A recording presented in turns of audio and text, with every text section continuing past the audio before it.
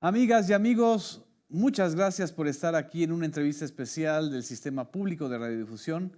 Es un honor y un placer para mí y creo que para todos tener aquí con nosotros a una invitada de lujo, a Nadine Gassmann, presidenta del Instituto Nacional de Mujeres, de Mujeres, una luchadora, una constante experta en temas de equidad de género, temas que ahorita en el ambiente mexicano y yo creo que en el latinoamericano en general está candente.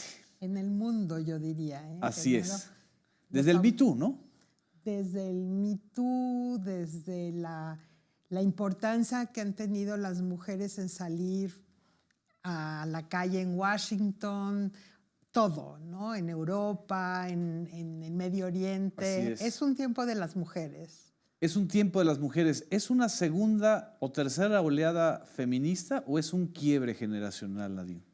Bueno, aquí hablamos de la cuarta ola feminista, ¿no? O sea, ha habido como estas, desde las sufragistas, y este mes vamos a festejar 67 años del voto en México, pero desde las que lucharon por los derechos, por estar en la política pública.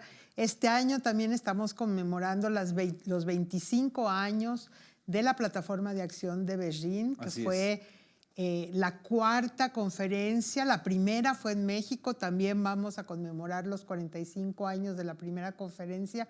Entonces, todo este movimiento propositivo y esta cuarta ola de feminismo es esta ola de jóvenes que tienen derechos, que conocen sus derechos y que nos están diciendo claramente los tenemos que ejercer.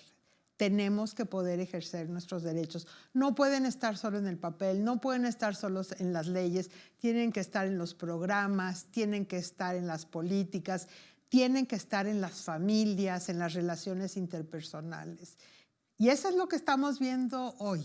Sin embargo, uno observaría, Nadine, que parece que están muy molestas las mujeres si uno observa las marchas, las protestas en la Ciudad de México, la constante, digamos, tensión con las fuerzas del orden, tensión con las fuerzas políticas, ya sea el presidente de la República, ya sea la jefa de gobierno.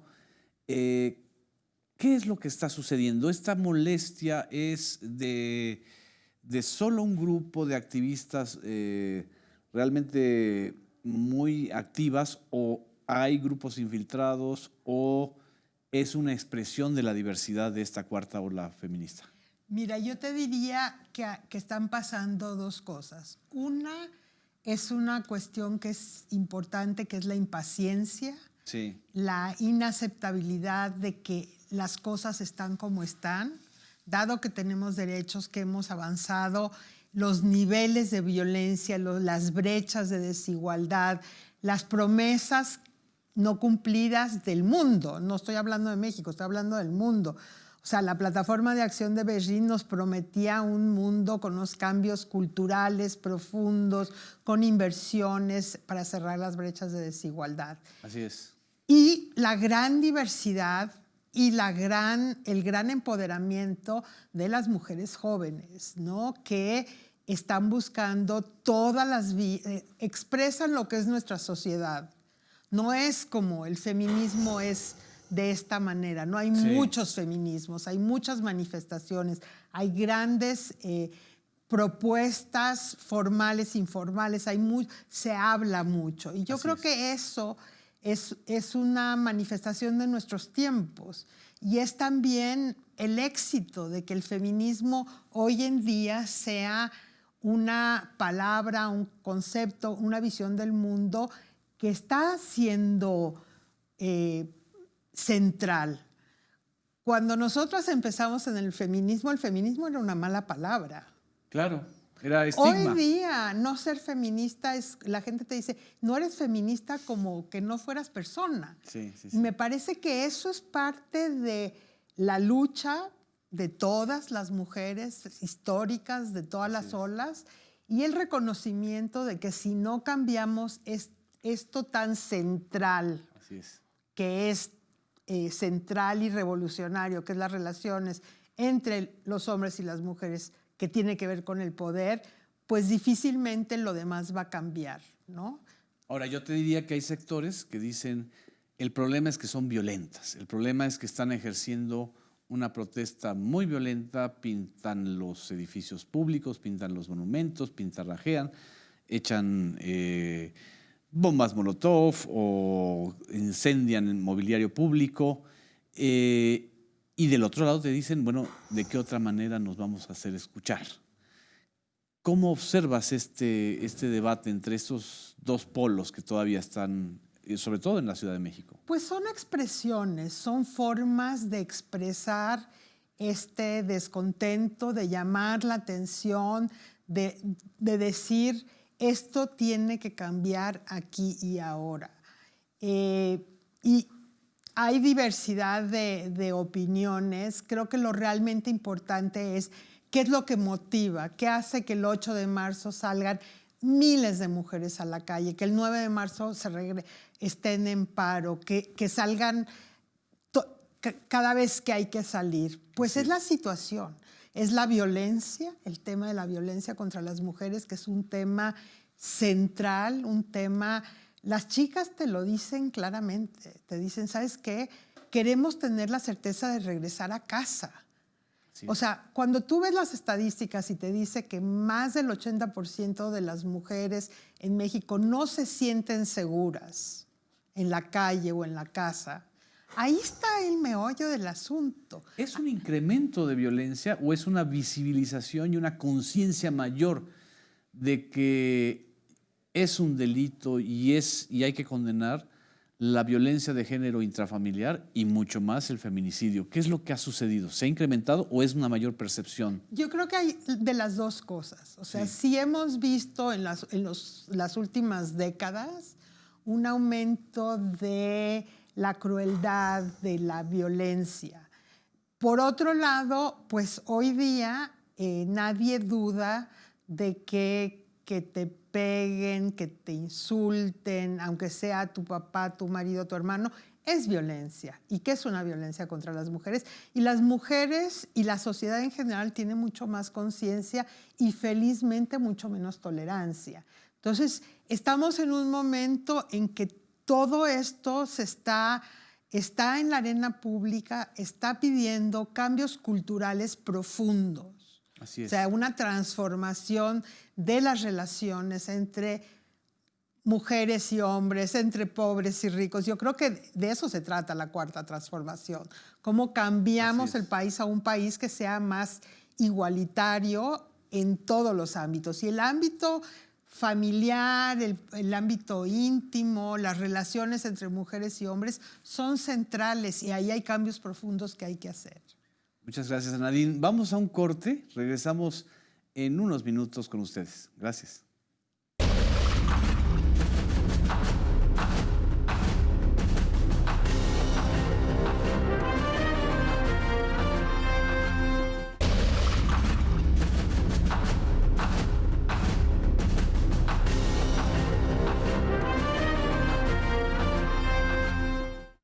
Hola amigos y amigas, regresamos en esta entrevista especial con la presidenta de Mujeres, Nadine Gassmann. Muchas gracias, Nadine.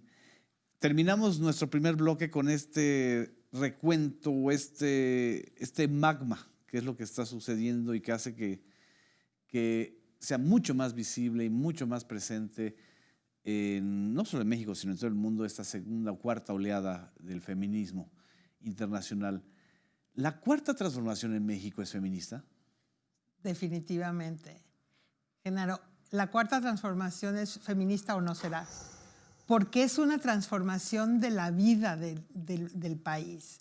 Y esto que es central, que son estas relaciones entre las mujeres y los hombres en su diversidad, es importantísimo y es parte de lo que hablamos y habla el señor presidente todos los días, ¿no? Sin embargo, y aquí haciendo de abogado del diablo, hay sectores, hay grupos, incluso sobre todo de la derecha, que dicen, no, el presidente no es feminista, el presidente está en contra de los feminismos. y descontextualizan declaraciones o está generándose una especie de, no sé si llamarlo falsa polarización entre el presidente y los grupos de chicas protestando. ¿Por qué se da esa percepción? ¿O por qué estamos en esta percepción? ¿Es una manipulación mediática o ha hecho falta algo más?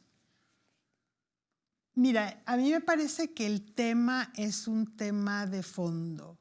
Es un tema que tiene que ver también con expectativas. O sea, si uno ve el trabajo que estamos haciendo en el gobierno de México, dónde están los programas prioritarios, dónde están las grandes inversiones, cómo está constituido el gabinete, cómo está constituido el legislativo, hacia dónde nos dirigimos, tú ves que es sistemático, las inversiones, la importancia que se le da a cerrar las brechas de desigualdades entre mujeres y hombres. Y desde el Instituto Nacional de las Mujeres, por ejemplo, nosotros estamos haciendo política para la igualdad, pero escuchando a las mujeres en su diversidad. Para hacer el Proigualdad, estuvimos en foros en los 32 estados con alrededor de 5,000 mujeres de todo género. Mujeres indígenas, amas de casa, trabajadoras sexuales, mujeres profesionales, funcionarias, estudiantes, que nos dijeron los problemas, nos dijeron lo que querían y qué teníamos que hacer desde la política pública. Y al mismo tiempo hemos estado dialogando desde la confección del Proigualdad y ahora para su implementación con todas las dependencias del gobierno federal. ¿Qué es Proigualdad? El Proigualdad es el Programa Nacional para la Igualdad entre Mujeres y Hombres que se deriva del Plan Nacional de Desarrollo, es el programa especial, es un programa transversal que estamos trabajando con más de 70 dependencias del gobierno que nos han dicho qué van a hacer para lograr la igualdad sustantiva, la igualdad de verdad, para cerrar las brechas de desigualdad. Y ahí tienes desde la Secretaría de Hacienda y Crédito Público que dice qué vamos a hacer y qué estamos haciendo para que las mujeres se incorporen al mercado laboral. Economía, que estamos ahora a punto de lanzar Mujer Exporta MX para tomar el impulso del tratado, del TEMEC, para que las mujeres tengan una ronda, primera vez en la historia que va a haber una rueda de negocios específica para mujeres. Así es. Pero al mismo tiempo estamos trabajando con educación porque como ya está en la Constitución, es una de las cosas que hemos logrado en esta administración, la educación integral en sexualidad. ¿Cómo lo están haciendo? ¿Cómo lo van a hacer?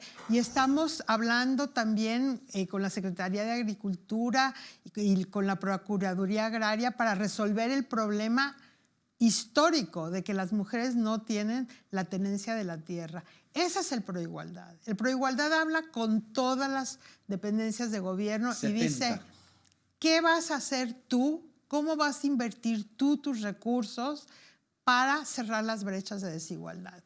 Y te voy a dar un ejemplo concreto que a mí me tiene muy contenta, que es que tenemos 120 millones del Fondo de Seguridad, del Fortasec, para el desarrollo de redes de mujeres en 107 municipios, mujeres constructoras de paz. Mujeres que se van a dedicar a la conciliación, al desarrollo comunitario, para reparar este tejido social que ha estado tan desgastado en nuestro país. Entonces, ¿por qué existe esta percepción mediática de que hay un enfrentamiento entre la 4T y los feminismos o las chicas feministas? Bueno, porque hay de todo. O sea, hay de todo, hay expectativas muy grandes, hay cosas que algunos grupos de mujeres quisieran ver, escuchar, pero yo siento que lo realmente importante es que estamos trabajando día a día de manera... O sea, tenemos el caso, por ejemplo, del enfrentamiento a la violencia contra las mujeres. Hablábamos del tema. O sea, el liderazgo de la estrategia nacional que nos ha sentado por primera vez a coordinarnos, a seguridad, a la Comisión de Violencia de Enfrentamiento a la Violencia contra las Mujeres, a toda la administración, a bienestar, sí, a salud, educación, para desarrollar una estrategia de prevención y atención a la violencia contra las mujeres, niñas y adolescentes, es la secretaria de Gobernación. Que es una mujer. Que es una mujer, pero que además es, o sea, la Secretaría de Gobernación, que en este país ha tenido siempre un papel represor, intimidador, machista, oscuro, remacho, tiene una mujer, una agenda de derechos humanos y pone en el centro el trabajo para combatir la violencia contra las mujeres. Y no se ven los resultados luego, no es una varita mágica, no, pero es un trabajo y ella se sienta con nosotras, Genaro, todas las semanas y todas las semanas decimos lo que se está haciendo. Gracias a eso, en la pandemia se definió como de servicios esenciales los de atención a la violencia contra las mujeres. En unos segundos continuamos, vamos a un corte.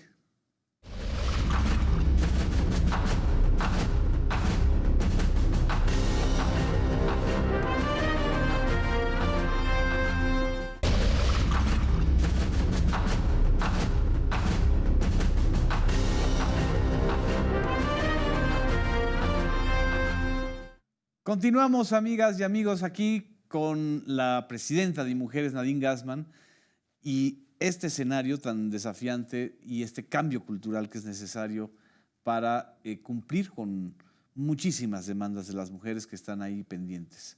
Pero también hay muchos problemas, Nadine.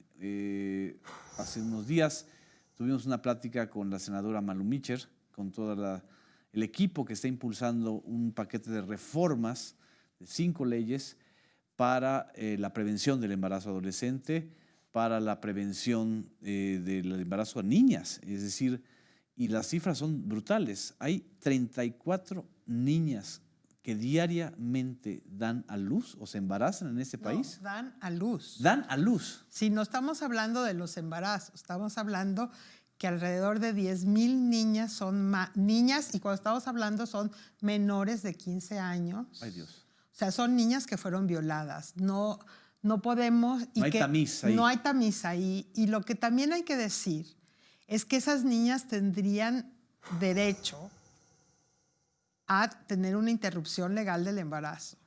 Porque en nuestro país, en todos los estados de la República, no está, o sea, es una causal de interrupción del embarazo. De despenalización del aborto. Del embarazo, del aborto, la violación. Entonces, hay 10,000 niñas a las que no les dieron la oportunidad de interrumpir el embarazo, y sabemos, los datos de embarazo adolescente, de embarazo infantil, no es solo el tema, que ya es gravísimo, una niña de 12 años, siendo madre, años, así es. Pero hasta con las adolescentes, que lo que pasa con su proyecto de vida tiene un impacto muy importante. Estudios que han hecho la CONAPO recientemente nos muestran que las mujeres que fueron madres jóvenes, o sea, antes de los 18 años, su salario en la vida es como 34% menos que las que fueron madres después de los 18 años. Se estancan, entonces, digamos, en el desarrollo, en el empoderamiento. Es un tema de oportunidades, ¿no? Cuando tú tienes 15, 16, 18 años y eres madre, seguir con tus estudios, entrar a la universidad, poder tener un buen trabajo es muchísimo más difícil. Entonces, por eso esta propuesta que hace la senadora Malu Micher con la senadora Citlali y con Jesusa es una excelente propuesta por varias razones. Primero, porque pone a la Ley General de Salud a donde debería de estar hace mucho tiempo, a hablar de salud, derechos y salud sexual y reproductiva y no materno-infantil. Esto es una discusión que se dio en el 94 en Cairo, o sea, hace 26 años, y que la ley no cambió. Habla clarísimamente sobre cómo tienen que ser los servicios de educación, para dar educación en sexualidad integral, la importancia, por eso es que son todas estas leyes, reconoce que esto es un derecho de los niños, niñas y adolescentes, y también habla de los servicios de anticoncepción y planificación familiar, habla de la calidad de los servicios para las adolescentes y los adolescentes, o sea, pone al día la legislación mexicana. Prevención, ¿no? Claro, es que todo eso, acceso a anticonceptivos, educación en sexualidad integral, lo que te hace es tener conciencia de tu cuerpo y de tus derechos y prevenir embarazos. ¿Pero te das cuenta de la bomba que es para una derecha que está diciendo que están legislando para legalizar el aborto de niñas? Ese es el contradiscurso. Bueno, es que no, o sea, esta es una estrategia internacional de llevar a los máximos y a los extremos. Y no quiere decir que no hay que discutir la despenalización del aborto, pero esta ley es otra cosa. Exacto. ¿Me entiendes? Una cosa es una cosa, la otra es otra cosa, y tenemos que discutir también, y hay propuestas de ley en el Congreso, porque no hay ninguna razón para criminalizar a una mujer por ejercer su derecho a decidir. Así es. Al final de cuentas, es una decisión personal, una decisión informada, una decisión que tiene que tomar la mujer y que tiene que tener todos los elementos para prevenir los embarazos, pero también para resolver si por alguna cosa sucede. Pero esta ley no se trata de eso. Y aquí estamos hablando de los derechos sexuales y de la salud de las niñas, ¿no? Y de las mujeres también, y de las adolescentes. O sea, en esta ley es una ley que realmente pone un énfasis en las adolescentes, sobre todo. Obviamente trata el tema del embarazo infantil porque es un problema. O sea, no podemos tapar el sol con un dedo. No estoy hablando de una niña que se embarazó. No, estamos hablando de 10,000 al año. 10,000 al año. ¿No? Y casi todos son casos de abuso o de violación. Todos. Dios santo. Todo. Ahora sí que venga la expresión no laica. Exacto. Y sin embargo, sigue prevaleciendo esta línea discursiva de que las niñas o las menores de edad o las adolescentes no tienen derechos sexuales. Es increíble, ¿no? Que después de 25 años del Cairo, ¿no? Pues es como una disociación muy grande entre lo que pasa en la realidad y lo que algunas quieren creer que pase, ¿no? Sí. O sea, y por eso es tan importante decir los números. Es tan importante decir, mira, esto es lo que está pasando aquí y ahora. Esto es lo que nosotras, que estamos a favor de la vida, de la libertad, del ejercicio, la felicidad de las mujeres, de las niñas y de las adolescentes, estamos trabajando. Así es. Y en el caso, por ejemplo, en otro terreno, pero muy significativo también, está esta encuesta recientemente que dio a conocer el INEGI sobre empoderamiento económico de las mujeres, y todavía las cifras son terribles a un lustro de distancia. Las mujeres trabajan 11 horas más a la semana, si no me equivoco, que los hombres, en labores del hogar y en labores generales, y tienen un menor ingreso. Así es. ¿Cómo cambiar esto? Mira, esta encuesta nacional del uso del tiempo, que es una encuesta importantísima y que hemos trabajado junto con el INEGI, hace esto, lo pone en blanco y negro. Las mujeres trabajamos más horas a la semana, más o menos 6 horas más a la semana, que es casi un día más de trabajo. 6 horas más que los hombres. O sea, las mujeres trabajamos en trabajo remunerado y no remunerado, o sea, pagado y no pagado, 59 horas a la semana. 8 horas a la semana son 40 horas a la semana. O sea, ahí tenemos. Los hombres trabajan 53. Pero cuando tú ves la distribución de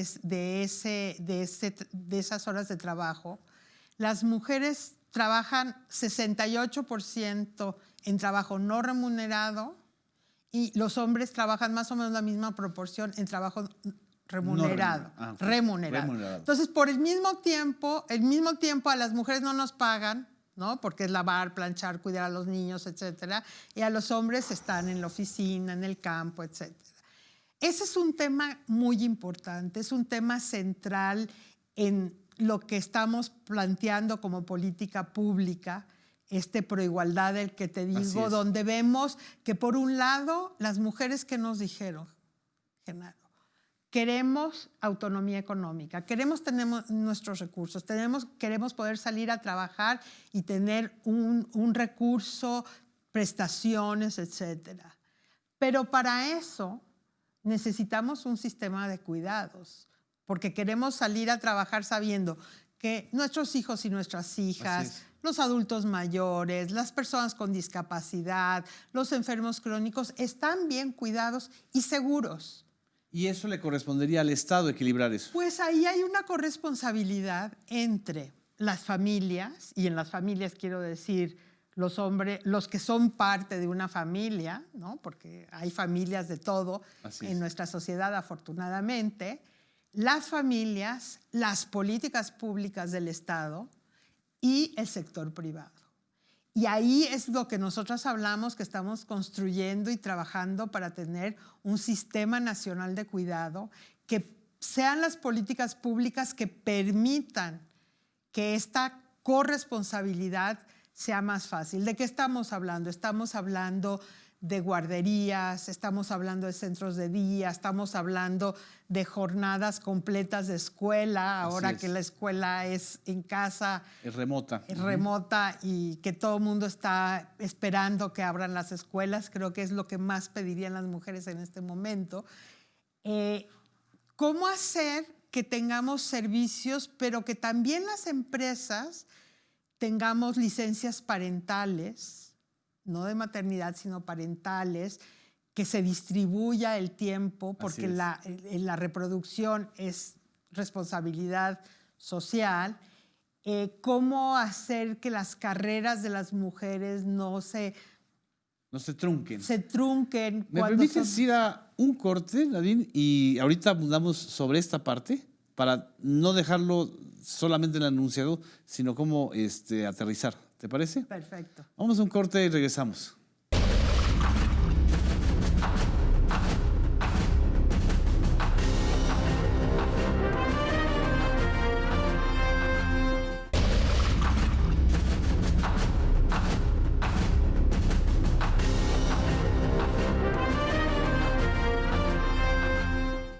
Amigas, amigos, continuamos con esta entrevista muy enriquecedora y muy ilustrativa con Nadine Gassman, presidenta del Instituto Nacional de Mujeres. Quedamos en la parte anterior, en el bloque anterior, de toda esta serie de acciones necesarias para poder equilibrar el desequilibrio de los ingresos entre hombres y mujeres. Y mencionaste la palabra que creo que la gran mayoría de quienes nos están viendo, sobre todo si son madres, hermanas o abuelas, están planteando la necesidad de que los niños regresen a casa, porque en estos tiempos de pandemia, ¿cómo le ha ido a las mujeres? ¿Se ha sobrecargado el trabajo? ¿Cómo sientes que ha sido el fenómeno? Mira, lo que ha pasado en esta pandemia, hay varias cosas que me parecen. Primero, ha quedado como muy claro que las mujeres hemos estado en primera fila de la pandemia, tanto en el sistema de salud, porque como sabes, 80% de las enfermeras son mujeres. Así es. Y 35% de las médicas son mujeres. Y no vamos a hablar de las técnicas, de las afanadoras, de las cocineras. O sea, ahí la participación de la mujer ha sido muy importante y hay que reconocerla. Y realmente estas mujeres han hecho un esfuerzo, porque además de eso en casa estaba todo lo demás. Así es. Pero decimos que hemos estado también en la primera fila porque hemos estado en casa. Hemos estado en casa cuidando, hemos estado en casa educando, hemos estado en casa manteniendo pues lo que se necesitaba en el marco de la pandemia, que era quedarse en casa. Entonces decimos que también hemos estado en la primera línea de cansancio, de desgaste y en muchas casas desafortunadamente de riesgo. Así es. Porque la pandemia también ha hecho que se queden los hombres en casa. Nosotros desde el inicio de la pandemia hicimos un llamado a los hombres, es una parte del trabajo que nos parece también muy importante desde el Mujeres, hablar con los hombres, hablar sobre las masculinidades, reflexionar sobre qué tipo de hombre querían ser en el marco de la pandemia y qué relación querían tener con su familia. Así es. Pero también sabíamos, y eso fue una alerta internacional, nacional, una claridad de que quedarse en casa con el estrés, el miedo, la ansiedad, el tema de los recursos, el trabajo, iba a aumentar la tensión. Para muchas era quedarse con su agresor. Y en ese sentido, nosotros fuimos muy insistentes desde el inicio sobre la idea de que decirle a las mujeres no estás sola. No tienes por qué aguantar violencia porque te estás quedando en casa. No está la pandemia o mi integridad física o emocional no. Y por eso fue tan importante lograr que los servicios de atención a la violencia fueran considerados servicios esenciales como los de la salud. Casi ¿sí? a la par. A la par. Y fortalecer el 911 en el marco de este grupo del que yo te contaba que lidera Olga Sánchez Cordero, sí, de respuesta para decir, bueno, en este momento en que estamos en casa es muy difícil para la mujer salir. El 911 siempre ha estado, es un número, lo empezamos a promover más y empezaron a llamar más las mujeres. ¿Y aumentó la violencia intrafamiliar? Mira, aumentó las llamadas por violencia intrafamiliar. Lo que nos dicen los números de las colegas de los institutos estatales de las mujeres y municipales que han hecho un trabajo muy bueno en términos de adaptar sus servicios de atención a la pandemia. Entonces pusieron líneas de WhatsApp, correo electrónico. Cuando hacían un análisis y veían que en una colonia no había reportes, perifoneaban porque decían seguramente ahí no llega el internet. O sea, ha habido realmente una actividad impresionante de las instancias, secretarías, institutos de las mujeres en los estados y sí han visto un aumento de llamadas, de casos y de atenciones. Y se ha dado atención, es decir, no solamente es el registro de la, de la violencia. O sea, todo esto que te estoy hablando, todo este andamiaje es atención a las mujeres en situación de violencia, que va desde contestar sus preguntas, darles asesoría, hacer con ellas una evaluación de riesgo, un plan de seguridad, ver las opciones que tienen que hacer, quieren demandar, no quieren demandar. Se hizo un llamamiento también para mejorar las órdenes de protección, para sacar a los agresores y no a las mujeres de las casas. No tenemos la evaluación de cómo nos fue, pero digamos hemos estado trabajando y dando los refugios, aumentó el uso de los refugios, tanto los refugios públicos como las organizaciones de la sociedad civil. Y aquí yo quiero decir también que las organizaciones de la sociedad civil que dan atención a las mujeres han estado muy activas, han reportado aumento de la violencia. Y yo creo que esto, Genaro, es una cuestión inédita, así como la pandemia y lo que ha pasado con la pandemia, que el mundo dijo, esto puede pasar. Y esto salió desde las organizaciones de mujeres, salió desde las Naciones Unidas, nosotros lo dijimos del inicio y todos, nosotros hemos parte de esta vida virtual que tenemos ahora por Zoom, hicimos una serie de webinars, algunos con ministras, hemos estado mucho con las ministras de la mujer y en todos los países fue como una alerta de que cuando nos vayamos a casa esto puede pasar y entonces tenemos que ser proactivas y dar mensajes claros e inequívocos de que no estás sola. También la pandemia ha traído eventos muy desafiantes. En el caso de la Ciudad de México es la toma de las instalaciones de la Comisión Nacional de Derechos Humanos y en algunos estados también las comisiones estatales.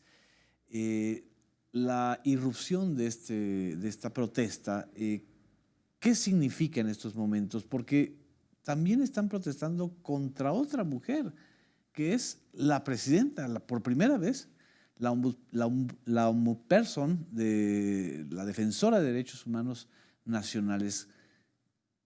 ¿Cómo evalúas esto que ha sucedido con la CNDH?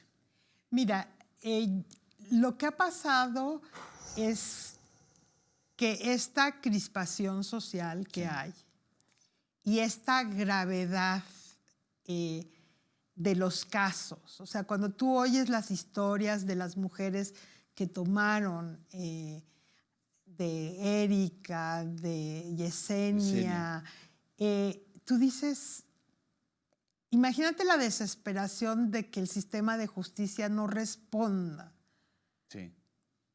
a crímenes tan graves, ¿no? Entonces, es un tema de lo que hablábamos al principio, ¿no? Son diferentes formas de lucha, son diferentes formas de decir basta con la impunidad. Y creo que es un llamado de atención muy importante para el sistema de justicia de revisar sus procedimientos, sus formas para resolver los temas. Otra vez, o sea, la respuesta de nuestro gobierno ha sido una respuesta de diálogo, de escucha, desde el Ejecutivo crear estos mecanismos para dialogar con las fiscalías, tanto a nivel nacional como a nivel de los estados. Se ha estado haciendo reuniones, mesas de trabajo para ver cómo acelerar y cómo hacer que la justicia sea pronta y expedita, claro. Porque el gran reclamo, sobre todo en ese marco, ha sido un reclamo de justicia pronta y expedita. ¿Por qué a las comisiones de derechos humanos y no a los ministerios públicos? ¿Será que ya están agarrando un nuevo protagonismo las propias comisiones? Yo creo que hay una gran expectativa del papel que juegan en algunos estados, que juega la Comisión Nacional de Derechos Humanos. Parte de lo que ha pasado después, y es muy importante, es que ha habido mesas de trabajo, negociaciones, una revisión de la CNDH, pero también de la Secretaría de Gobernación, de los pliegos petitorios. Entonces, hay una voluntad de resolver los problemas, pero sobre todo un gran respeto por la víctima y las víctimas y su dolor. ¿Has podido tú dialogar con estas personas o estos colectivos que han estado en algunas tomas? Sí, yo acompañé a la secretaria de Gobernación y a la presidenta de la CNDH en una de las mesas, en la segunda mesa. Ya habían tenido una primera, la secretaria de Gobernación con la comisionada de la CONAVIM y con la jefa de la Unidad de Atención a la Justicia de la propia Segov. Nos invitaron a la segunda, tanto a la presidenta de la Comisión de Derechos Humanos como a mí, y estuvimos dialogando, viendo las demandas, viendo el pliego petitorio, viendo los casos, escuchándolas con mucha empatía y respeto, lo cual no es fácil. Claro. No es fácil porque hay demandas y hay acusaciones duras para todas nosotras, pero pues entendemos dónde están sentadas ellas y la verdad es que más que nada lo que tenemos es una voluntad de que las cosas se resuelvan y sobre todo, y yo te diría que lo que más estamos trabajando en el Instituto Nacional de las Mujeres es en el tema de la prevención. Así es. ¿Me permites un minutito? Vamos al corte, regresamos al último bloque con la entrevista con Nadine Gassmann.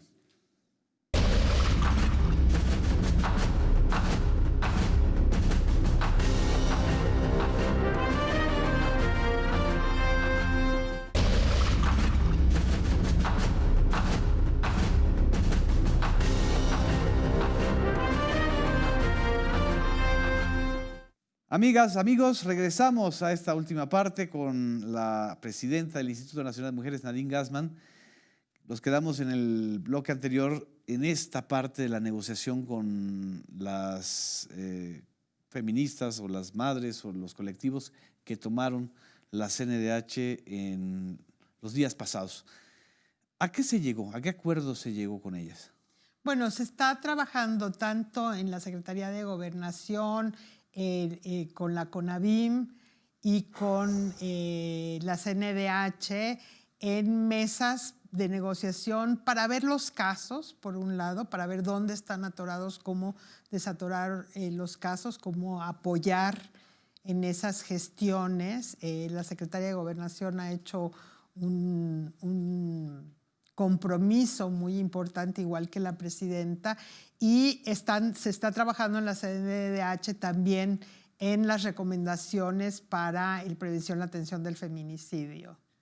Porque son casos hasta donde uno observa que vienen de muchos años atrás, es decir, no son casos recientes. Por supuesto. Hay agravios acumulados.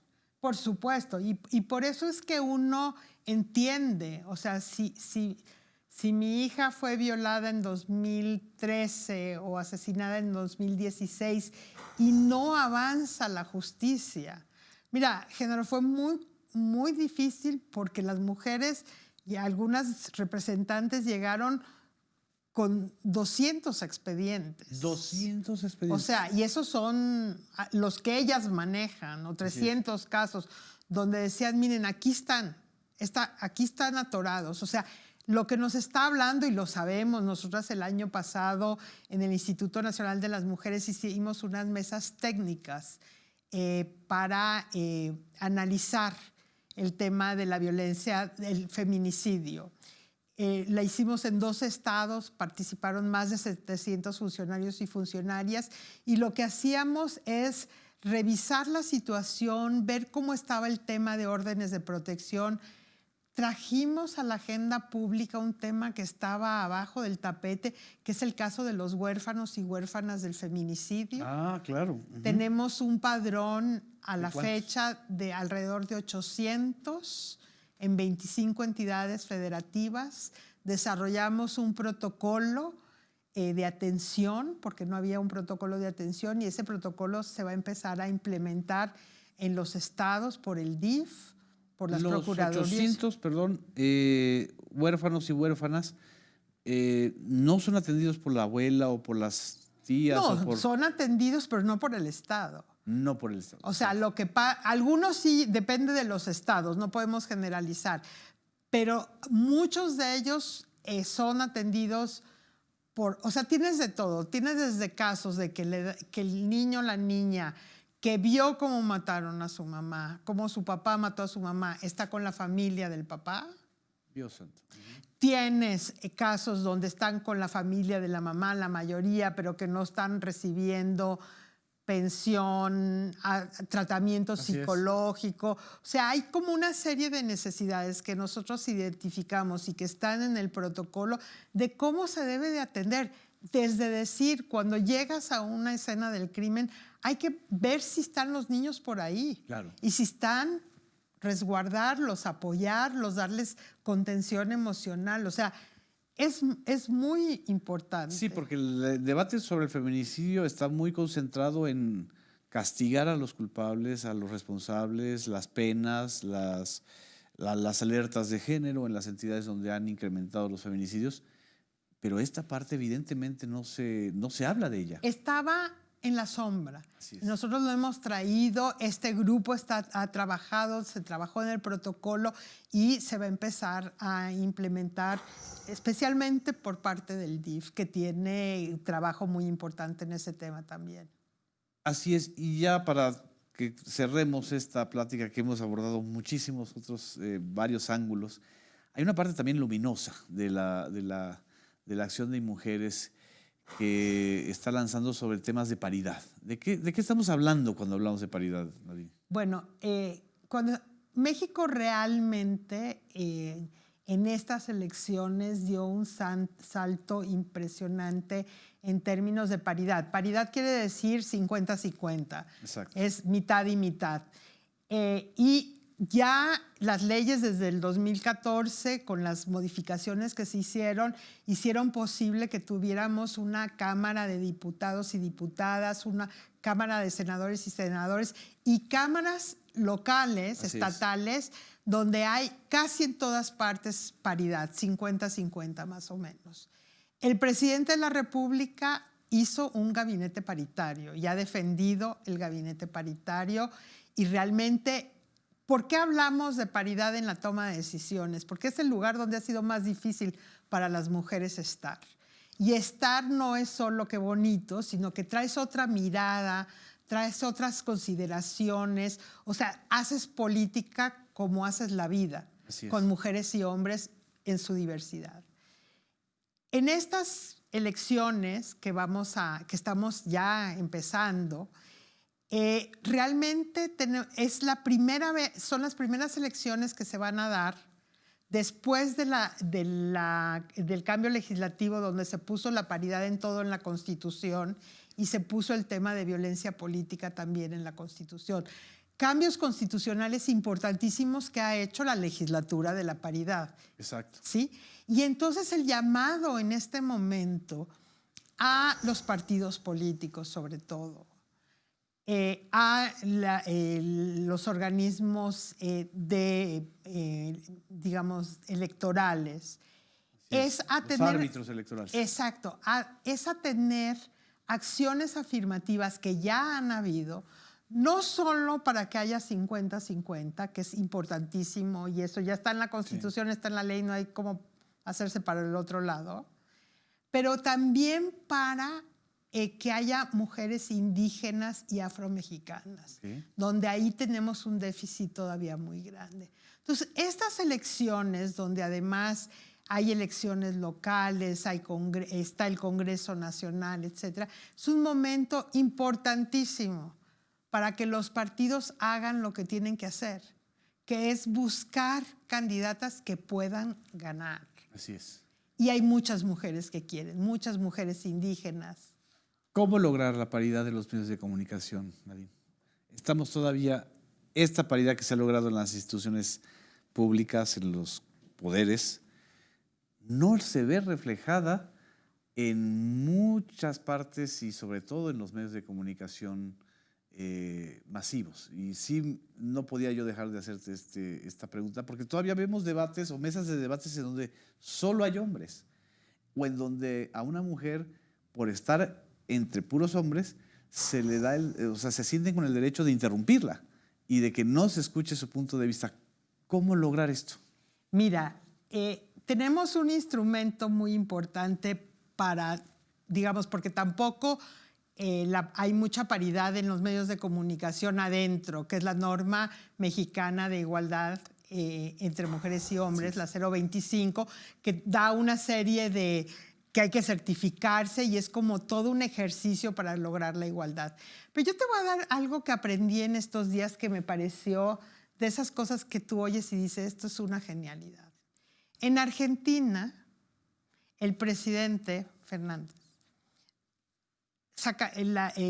ahí es una Secretaría de la Mujer, le propuso un acuerdo para que no pudiera haber ninguna reunión pública o privada donde no hubiera una representación de mujeres.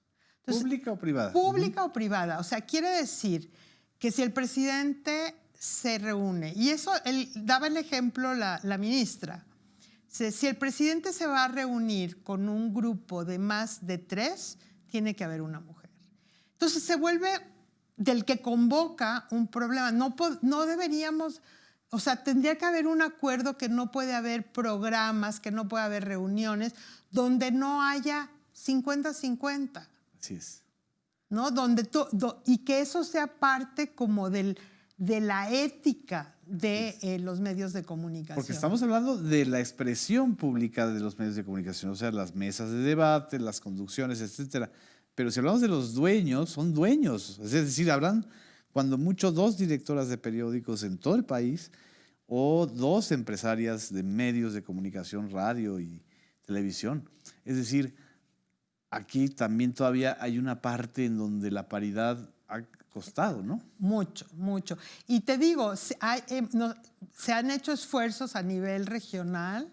Hay un acuerdo de Buenos Aires de una asociación donde se hablan de todas estas cosas. Yo creo que tenemos que traer esta discusión, tenemos que hacer acuerdos y bueno, ¿quién mejor que tú para promoverlos y hacerlos ahora que podemos hablar de esto de una manera abierta? Así es. Y se hace. Así es. Y bueno, no más que un individuo es este sistema de medios públicos, es decir, esta insistencia en que en los medios públicos se logre la paridad como un hecho, no como una aspiración. Pues Nadine, pues esta es una tarea que te toca y nosotras te apoyamos con todo. Y me consta que nos apoyas y que nos sugieres y que estás aquí presente y ves los medios públicos mexicanos y el Instituto Nacional de Mujeres está al pendiente. Estamos. Muchas gracias por esta plática. Muchas gracias a ustedes, amigas y amigos. Nos vemos en la próxima entrevista especial del Sistema Público de Radiodifusión.